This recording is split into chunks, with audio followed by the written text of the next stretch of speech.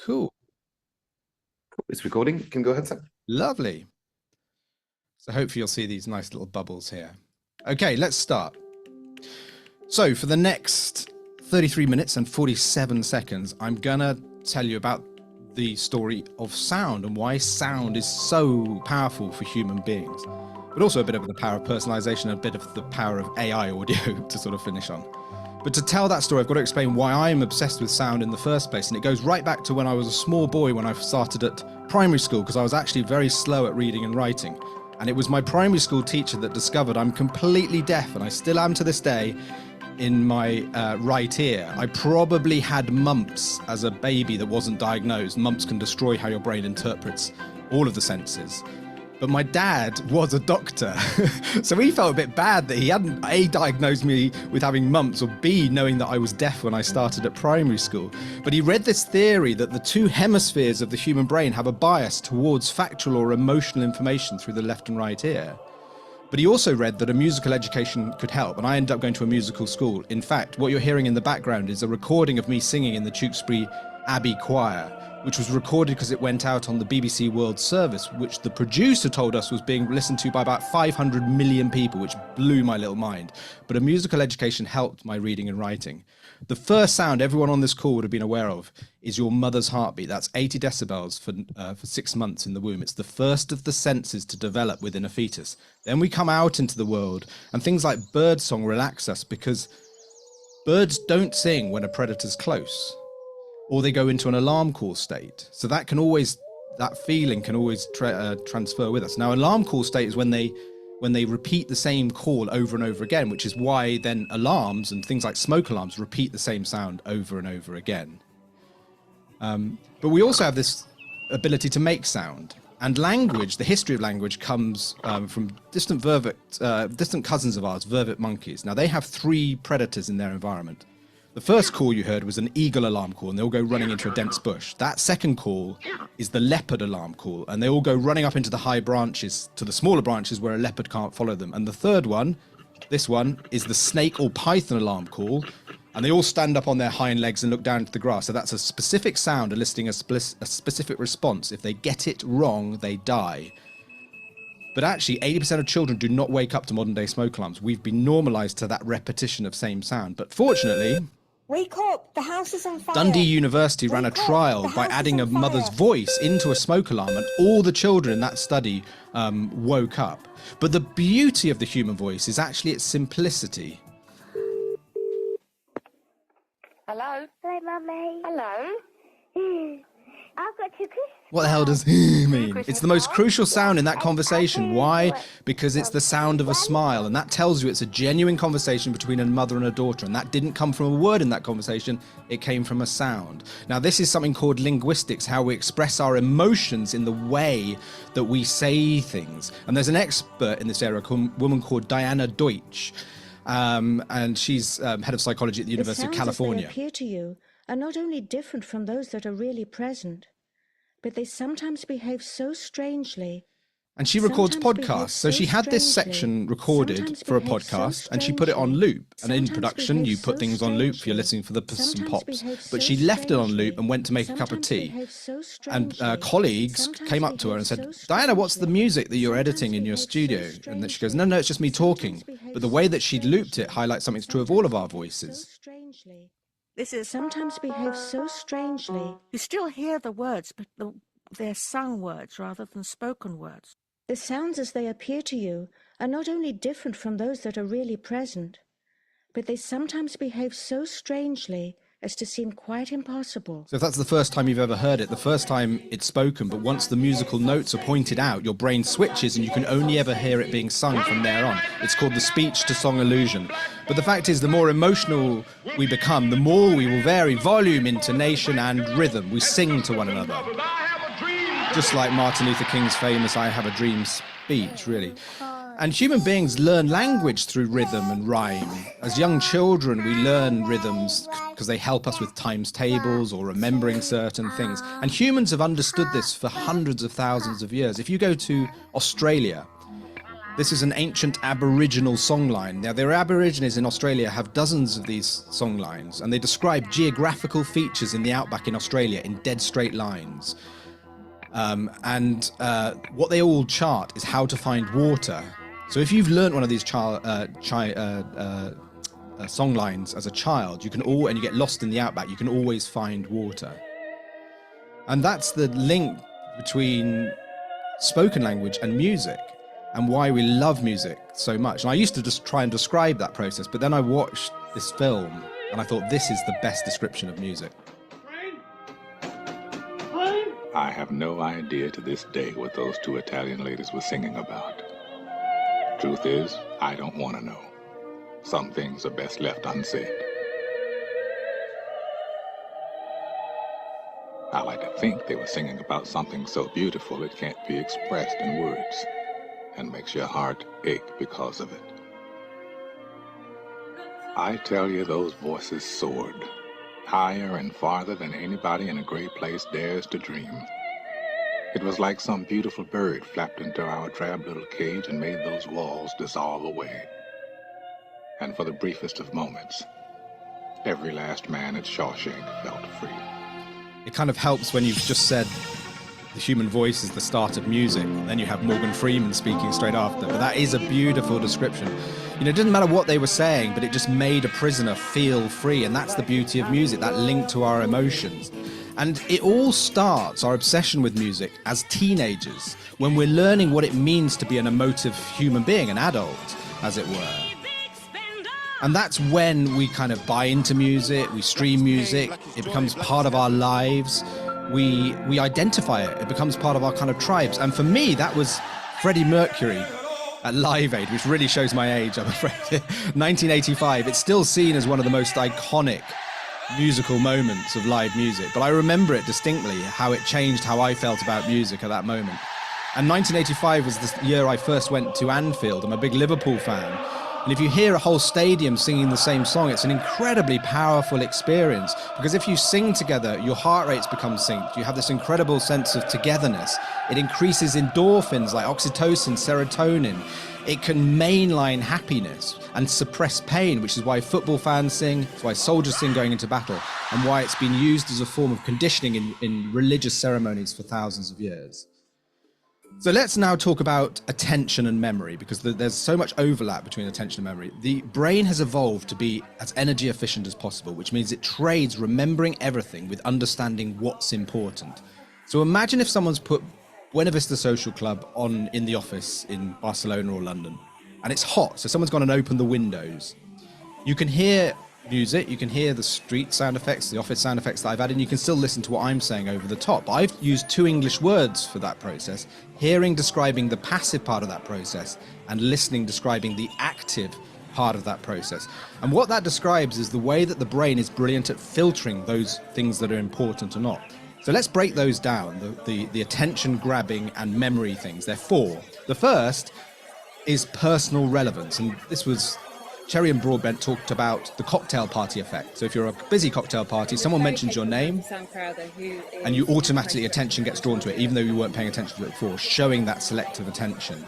And it's linked to emotions, which is linked to importance. The second is a loud bang or something like that. It's a novelty or a threat or something that surprises us, would grab our attention and become more memorable. And the third thing, in London, queuing traffic on A4 eastbound. This is contextual relevance. So what we're doing that day, if we were going on the A4 eastbound, even though that's not personally relevant, that's contextual to our day. And that's what in memory they call association. And the fourth thing is repetition. And so you think about an ice cream van driving, so it's driving around. So it's a nice hot sunny day. It's a relevant bit of music at a relevant time with relevant weather and a relevant place. It grabs your attention, changes your behavior. And that essentially is dynamic advertising in many ways. But before I get to dynamic advertising, I want to talk about the things that you don't pay attention to.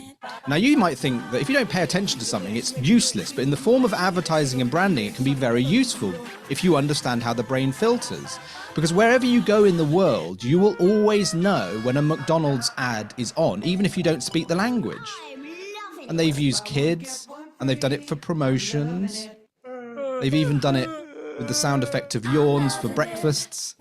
And they've done it in every genre of music for 15 years because they understand that by appealing to your subconscious with their brand values, it's much more powerful than appealing to your conscious brain. Now, that might seem like a bizarre statement, but let me describe that process using a British example, and this is British Airways. Now, British Airways used the Flower Duet by Delibes from the opera Lakme for many, many years.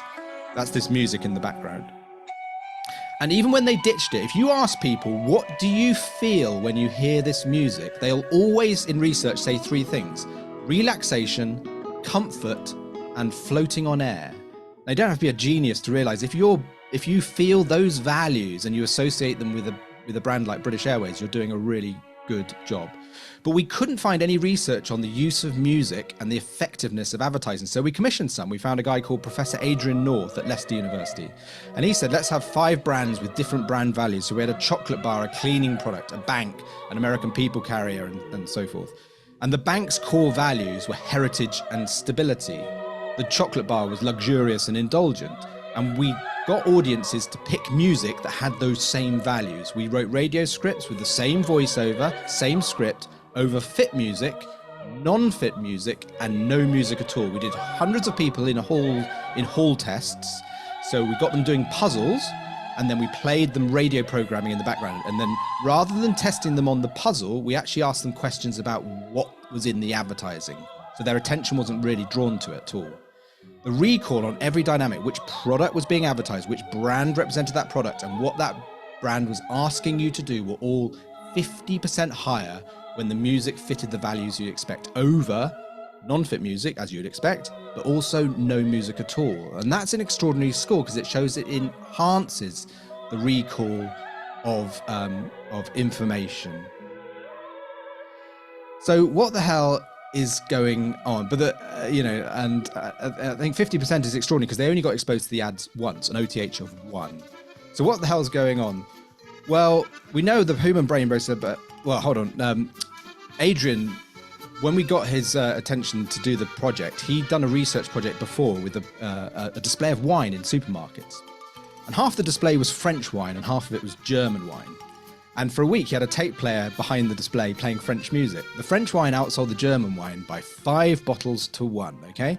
Now, before you get excited, Hugo, the next week, he changed the tape on the tape player and started playing German Bavarian Papa music behind the display. The German wine then outsold the French wine by 3 bottles to 1. But the most fascinating thing with that study was that everybody that bought a bottle of wine in that 2-week promotion, as they went through the checkout, was asked one simple question: was your purchase of this bottle of wine affected by the music? Only 2 people out of over 200 even noticed there was music playing. So what the hell is going on? Well, we now know the human brain processes about 40 million bits of information every single second, which is astonishing. But we only consciously process around 1/1,000,000th of that. So 40 bits of information telling us what we're seeing, what we're smelling, what we're touching, and so on and so forth. And the brain is brilliant at filtering it, but it does it as part of a process also with something called classical conditioning. So we condition ourselves to an environment so we don't have to engage our conscious brain. Now, this was proved by Ivan Pavlov. When he fed his dogs, he rang a bell. He conditioned the dogs to the sound of the bell and the arrival of food to a point where he could ring the bell, not put down food, and the dogs would salivate expecting the food. But unless you've studied psychology, you won't know that when he tried to repeat the experiments and got other academics to come around his house, he couldn't. So we had to write a whole other paper called the orienting response. When new and significant stimuli comes into an environment, it can override conditioned responses. Why are these significant? Because these 2 pillars of social psychology are why dynamic advertising becomes so pertinent. But also, like, influence is really key. And I want to go through the weapons of influence, which is why I'm going to play you Fatboy Slim's weapon of choice as my bed for this section. I like to have relevance, you see, all the way through. And he talked about these different areas. Like the first area, he said, we're influenced by people, product, services that we like, and we like people like ourselves. So liking was the first of the weapons of influence that he talked about. And we like things that are personally relevant and contextually relevant and fit our lives, fit our interests, and have emotional connections to our lives. Hey lads, you know what you got to do? Nosy, run with the ball and kick it in the back of the net. big man. Run with the ball and kick it in the back of the net. Wingers, Stevie and Steve. Run as quick as you can and kick the ball in the back of the net. Keeper, you kick the ball as far as you can, straight in the back of the net. Now get out there and kick the ball in the back of their net more times than they kick the ball in the back of our net. Got it? Carlsberg don't do tactics, but if we did, they'd probably be the best tactics in the world. So that was a radio ad that went the first in break in the middle of a World Cup commentary match. But the beauty of that concept from Carlsberg is you can take it to a match. This is a PA at an actual match. A very important message for a Dons fan, Mr. Derek Wilkinson. We had a message from your wife, who's just called from St. George's Hospital, where she's given birth to a healthy 6 pounds, 4 ounce baby boy. She also agreed to your suggestion to call him Frankie Everard, Stig, Mickey, Fergie Everard, Quinny, Roscoe, Terry Brown's Yellow and Blue Army, Marcus Gale, Everard Wilkinson. In the message she also says that now would be a good time to get an au pair, and you may like to get one from Sweden. She says she'll get a taxi back from the hospital on Tuesday, so you don't have to miss the game away at Bromley. This announcement was brought to you by Carlsberg. Carlsberg don't do wives, but if they did, they'd probably be the best wives in the world.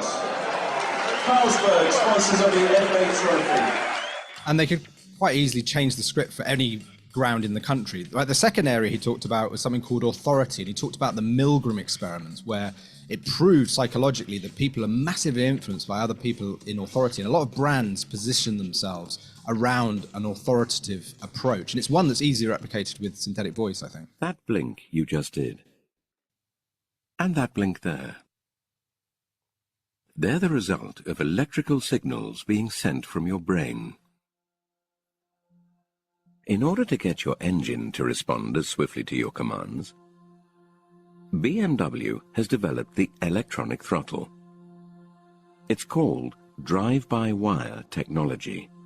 Yeah, BMW's whole strategy is based on authority because they explain the engineering choices they make and why they believe they are more superior than other people's. And they do that in a very... I worked on this particular ad, and the tone of voice, the choice of voice, and the pace of voice, people in authority don't rush what they're saying. They're very calm, and they're collected, and they're very thoughtful.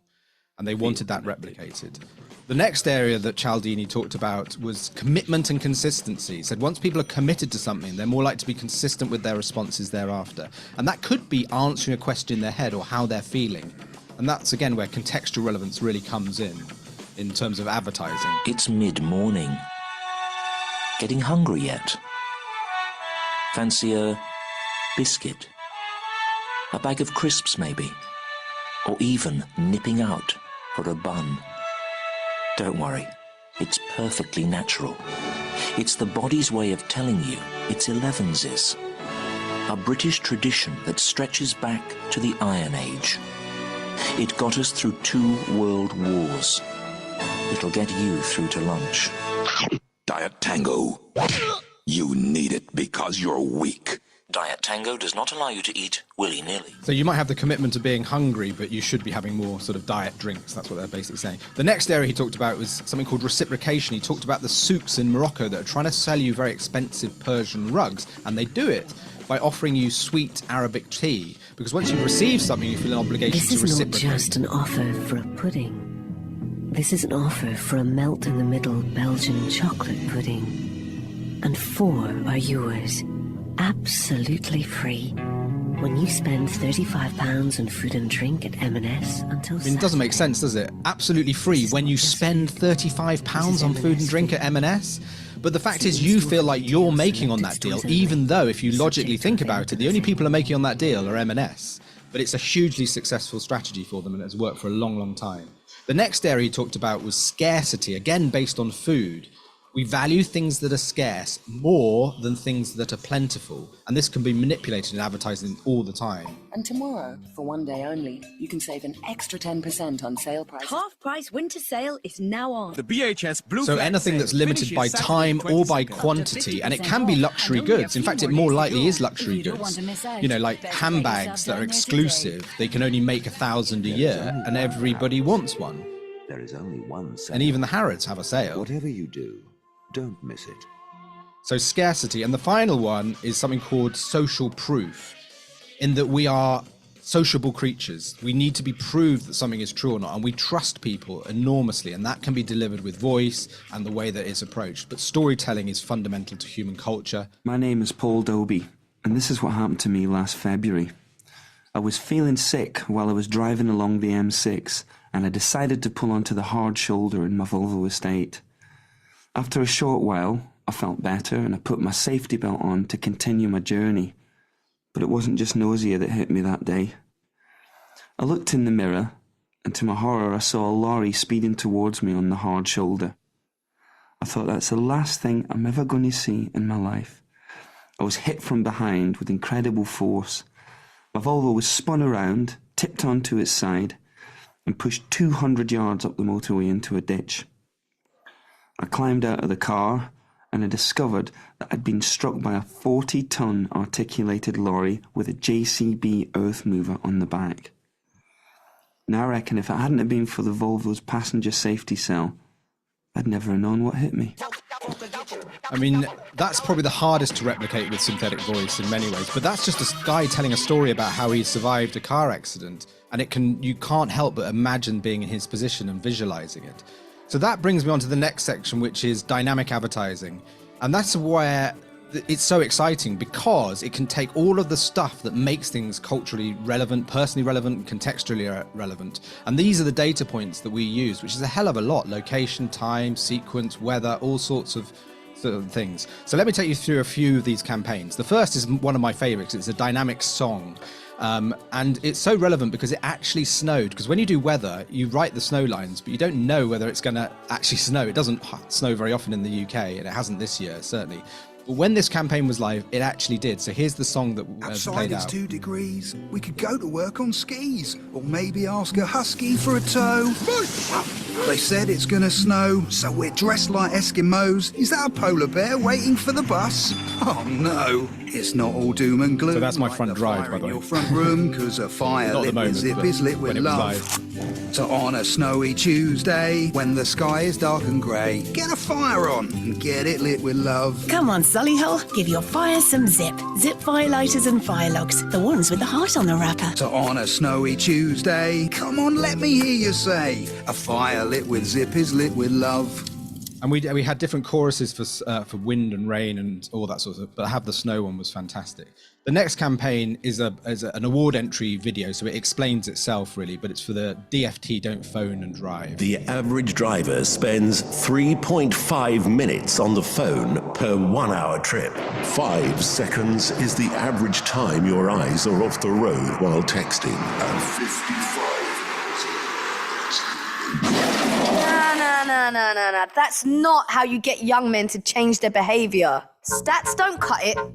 Young men don't respond to shock tactics, and they definitely don't listen to the government. Coming in. We created Euphoria FM, a pirate radio station hosted by Alan Mustafa, Peak, aka MC Grinder. Locked in, locked on. From massive BBC comedy, People Just Do Nothing. Mix it up. So imagine, you're driving around your ends listening to some tunes, and this crazy ad comes out of nowhere and crashes your playlist. Relax to the dulcet sounds of...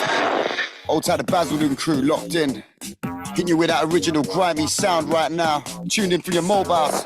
Friday afternoon. It's cloudy, but we're keeping it rowdy. Just got a text from a man like Smithy. Got clock driving using his phone. Waste man. Police saw him looking down his lap. Now he's got 6 points and 200 quid fine. That's like 2.5 pairs of crepes. Pete, never use your phone and drive. Ain't worth it, my brother. Over 34,000 ads were created. Check out how we personalised them to every single listener. Yes, Luton Massive, how you feeling? Like where they were. Big up the Leeds crew inside. Shout out all the East Anglia crew. Large up the Coventry, Bedford, Falkirk, Bolton, London, Tamworth, Darlington, Bradford, Bristol. You know who you are. What they were listening on. Tuned in for your mobiles. What time it was. Monday afternoon, Tuesday morning, Wednesday night, Thursday afternoon. And what the weather was doing. It's raining, but no complaining. Oh my days, it's snowing. Put those mittens in the air. Did it work? Yeah. Funnily enough, talking to them in their own language actually worked. So don't use your phones and drive. Ain't worth it, my brother. So now I'll just give you a quick peek into how we did that within a million ads. So it's based on, the first section was a script, but these are dynamic scripts. They're long scripts. You have locations and things like that. And then the next is putting the data points to it. So this is a rotation of product lines, and this is weather options. This is me actually out running Under Armour. Oh, look at the sun. Oh, spring shower. It's snowing, bring it up. And then we might have every different time of day single stuff. night, every single lunchtime. And then we had locations. What you say in Liverpool? What you say in Sheffield? And then we had an arrange window, which then brought all of the elements together where you could move them around against a timeline. So this is What do you notice when you first run in a pair of Under Armour Flow Velocity Wind? Might be the innovative responsive cushioning. It's snowing, bring it up. Maybe you're surprised to hear Map My Run tell you you're already 10 miles in. Come on, push through, push through. But more likely, you simply noticed how fast they are. Every single afternoon. What you say in Belfast? That's a fast time. The Flow Velocity Wind. Our fastest running shoe could be yours too. UnderArmour.co.uk. And one of the key things is like extending the use of assets across different areas. And some of the areas we were exploring were particularly podcasting. Podcasting, we're looking to ways to monetize their long tail of stuff. And I think there's cloning that could be used with podcast hosts. Under Armour ask, what type of person are you? The type lying in bed thinking of running, or starting a week right and already 2K in? The type that sees it's -3 out thinks, forget it. Or it's snowing too. Bring it on. Hold up. We're in a podcast. Let's ask Pete. Which are you, mate? Well, actually, you caught me on a good day. I don't normally do a lot of running, but I did one today. I feel motivated. I feel alive. So, yeah. That's what we like to hear. Thank you. Get winter ready with cold gear from underarmour.co.uk. Have a great show, Pete. Will do. Cheers, mate. And then linking to video, because as Silke will tell you, like the video world is a much Want to more run faster in this spring sunshine? expensive The Flow world. Velocity Wind from Under Armour. Innovative, responsive cushioning. Connects to Map My Run for tracking and analysis. What you say in Glasgow? Click here to order. So this is quite a short little video ad for use on socials, but this is how it was dynamic. Want to run faster in this spring sunshine? So weather in the opening Flow lines, Velocity Wind then a from non-dynamic Under Armour. section, Innovative, then a responsive rotation cushioning. about the different product Connects features, to Map My Run for tracking non-dynamic and for the map, analysis. and What you say then in location Glasgow? just to kind of grab attention. Click here to order. Another campaign that I just would love to, just before we move on from dynamic, is Bose. And because this is a campaign that won lots of awards, but also the use of music. Dynamic music, I think, has loads of potential, particularly with Spotify, with YouTube. all We sorts love of you, New places. York City, even in this rain. Sound is personal. Bin trucks on morning rounds, market stalls, and commuter trains. Because wherever you are in the world has a unique and instantly recognizable soundscape. Mind the gap between the train and the platform. But sometimes we just need some quiet. So you can feel every note. And the most personal thing of all, beat the music you love to stream and drop. Feel closer to the music with Bose Quiet Comfort earbuds. Bose wants to capture that personal connection we all have to where we are, rain or shine, morning versus evening, and use it to explain how Quiet Comfort earbuds give listeners complete control of everything they choose to hear. We voiced lines for 91 locations. Wir lieben dich, München. Wir lieben dich, Frankfurt. 6 weather types. Auch wenn es regnet. Und auch wenn wir bei diesem Schnee zittern. 11 time and date related activities. Sirenen schrillen durch die Nacht. Wochenendbiker sammeln Müll. 5 music genres and 4 product features, which resulted in personalization at scale with more than 349,000 possible ad variants. Here's one. Wir lieben dich, Berlin. Auch wenn es regnet. Sirenen schrillen durch die Nacht. Aber manchmal brauchst du einfach etwas Ruhe, um jede Note, jeden Beat und jeden Drop spüren zu können. Fühle dich näher an der Musik mit den Quiet Comfort Ohrhörern von Bose. Die effektivsten rauschunterdrückenden Ohrhörer der Welt. Mit 11 einstellbaren Stufen der Rauschunterdrückung. Spüre alles. So then that brings us on to the final bit, which is about AI and synthetic. And I think for me, it was like TikTok really brought that home, the normalization of deadpan delivery in some ways. We kind of mocked that a little bit with this little TikTok video ourselves. These are dynamic audio recording sessions. As you can see, everyone is having a really good time. They are true professionals. I find them so inspirational. One day I want to be just as funny, sad, enthusiastic, reticent, pessimistic, ironic in the way I talk. Oh, how I yearn to be able to deliver irony lol.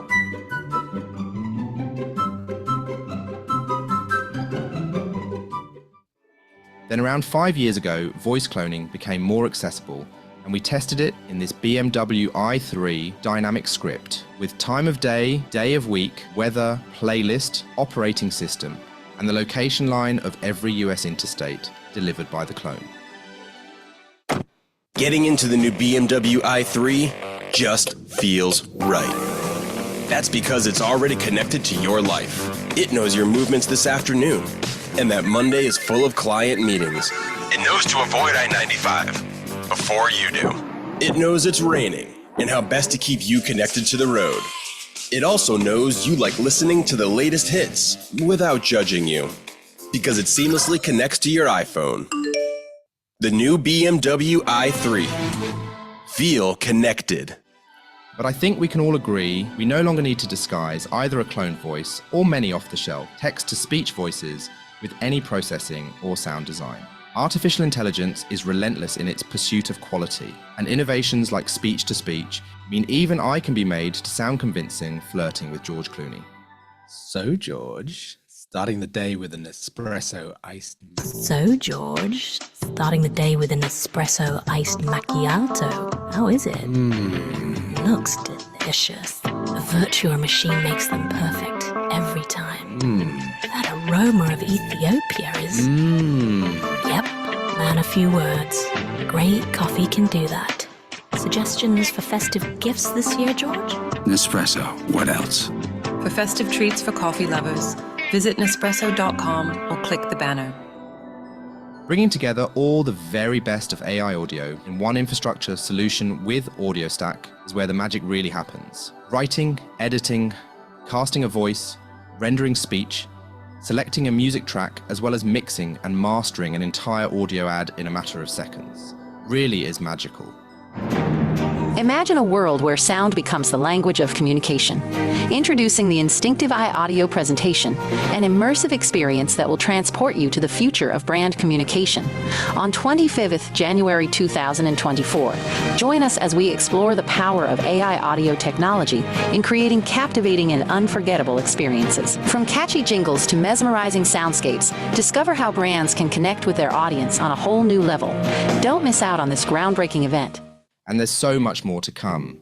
Look, we have a new home. Oh, Swish. Yeah, smells fresh. We're gonna be busy. Check it out. AdStack. I'm famous for ads. SpeechStack for everyone. Nous sommes tous là. Lista para trabajar. VidStack. The movies. How's my hair? DCO Stack. I know every American city. Go ahead, test me. And PodStack. You can never have too many podcasts. Platform.audiostack.ai. Like a big, new, shiny, useful stack of AI and API-ready audio stuff.